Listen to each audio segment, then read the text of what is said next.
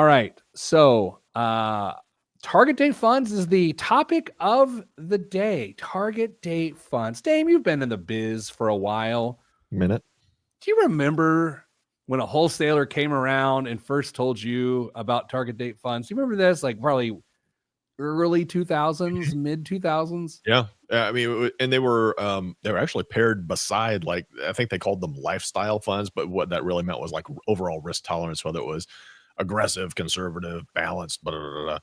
But it's a very similar approach. Target date funds are a one-stop shop investing approach for a lot of people, where if you're not comfortable building your own portfolio, evaluating investments, deciding what needs to be in there and what is actually appropriate for your risk tolerance, this is a very is generic a fair word? Generic way to get a portfolio created based off of what your time horizon likely is, which is when you think you're going to need those funds in the future, by putting money into one thing. And inside of that one thing, there's going to be somewhere between like 4 and 6 different other things, other mutual funds that will comprise of this one investment you're making. And then it gets adjusted automatically for you as you get closer and closer to that target date.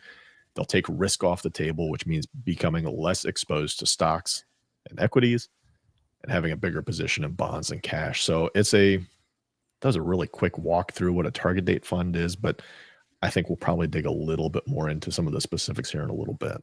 And this has been the Pete the Planner Show. That's this week's episode. Jeez, Dame. It reminds me of when I wrote a book about everything I knew about finances in 2005, and it was 99 pages long. And I was like, well, I'm done. I've got nothing else to offer this world.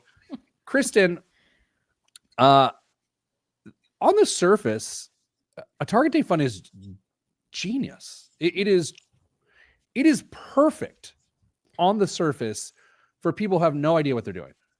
Yeah.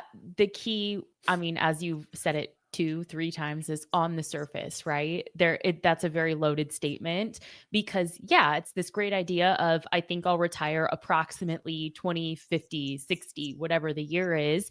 And I just set up my X% contribution and I know the money is going to take less risk as I get closer to retirement. And hey, that's one less thing taking up bandwidth in my overall decision making.